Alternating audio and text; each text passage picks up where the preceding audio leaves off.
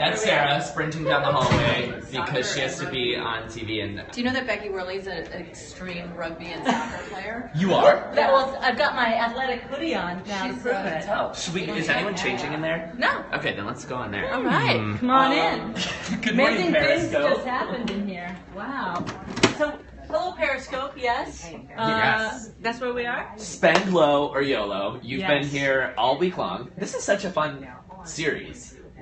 We do these like splurge or saves from time to time, and they're always great because everybody wants to know, like, why would there be $50 deodorant as we had on the air yesterday, as I embarrassed myself as the deodorant tester. Yeah, I needed a new brand, apparently. But I don't need the $50 version. Right. That was like, what do you get for $50? Nothing more. Yeah. What do you get for, let's see, the other one we did was... Blowout hair. Oh, yeah, we did the $500 haircut versus the super cuts. Amazing experience to get a $500 haircut. But when we actually asked people on the street, could they tell the difference between the two haircuts? No. Wow. No. I mean, it's, like, you just could not tell. Right. Now, today, we're Yes. switching into the hoodie. Guys, the lowly hoodie. As you may recall, it got its sort of claim to fame in the Rocky movies. Yes. Bill Belichick of the Patriots wears his hoodie on the sidelines. If it's hot, I want to let you know he wears the cut-off hoodie. Right. I don't really understand that, but apparently it's meaningful to Bill. Mark Zuckerberg has brought the hoodie to prominence in Silicon Valley. I mean, Bring it into the workspace. oh, that you cannot get VC funding if you wear a coat and tie. You have got to wear a hoodie. Right. So, today, we have been apprised of a situation that's happening called a $1,400 hoodie. That's like, so I could get a $1,400 hoodie, or I could afford to live in New York for a month. Right. So It is seriously a mortgage payment. it is. $800 hoodies, $365 hoodies.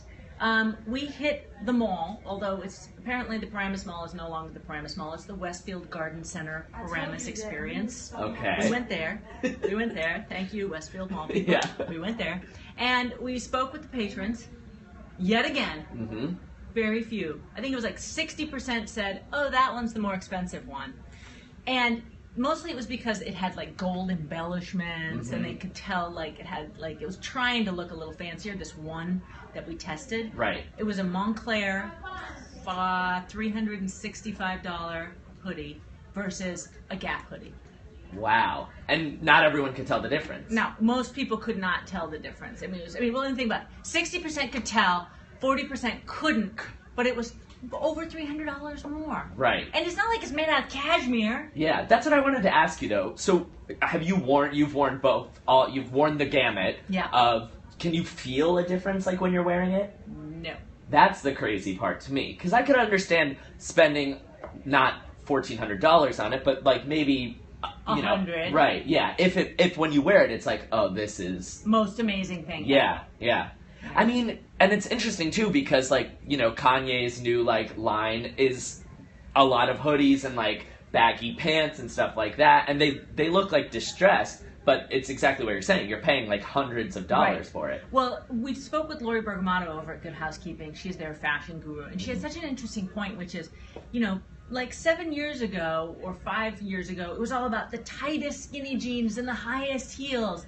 And now we're really taking athleisure into that fashion space where you're seeing stars wearing all of these really comfortable clothes, but they want to do it in a high brand name. Right. And so that's where that trend is coming from, is that the pendulum has shifted from the skinny jeans and the high heels to comfy, baggy sneakers, all that kind of stuff, but now designers want it. Interesting. So that's why this is happening. Yeah, but, and we'll see this a little later in the show, I think Ginger and Sarah are both going to be wearing different ends of the spectrum sweatshirts, hoodies. Hoodies. And we are going to have to decide. Don't call it a sweatshirt. I know, I'm sorry, there's a hood involved, obviously. I was like, I don't know if it's because I'm excited that Vanilla Ice is on Dancing with the Stars, but I feel like I need to be rapping. Yeah. All the time. So don't call it a sweatshirt, yo. Ice, baby. Dun, dun, dun, dun, dun, dun, dun, dun. Oh my god. To see Paula Ferris break into that yesterday, it was so funny. It has been a very fun week. You've been here all week, which is obviously, like, takes it to the next level. But then Paula and Sarah and... It's different energy, because if you think about it, Lara's out with her hip. Robin's on vacation. Michael's out. So it's been sort of an interesting... It's like, Amy and George, to be on the set with them, they're so mellow. And they're so calm. It's really like... Hi guys. I mean, it's so calm. Right. And then you've got those crazies of Paula and Sarah being here, and I had a little to that. So it's been a lot of fun. Yeah, it's a fun cast of characters. I want to ask you while we're here. So you've done some like pretty bizarre things for the show. Aside from like the pit sniffing yesterday. I think I recall one time you getting into a bath of ice water. Oh yeah, I did the ice therapy, which was a technique called cryotherapy, where they put you in a chamber that's negative 270 degrees, and they say it hyperstimulates your metabolism and all this stuff. And I was saying, you can just get in an ice bath. So I did a live ice bath from my own bathtub at home. I have worn on this show caffeinated pants. I have tested snake repellent. I have ascended a rock climbing wall in tights. I have smashed a piano with a sledgehammer. I have poured coffee on my laptop. I mean, really, I've had a helicopter follow me across the Bay Bridge in San Francisco while racing with a 75-year-old man. Great. In my minivan.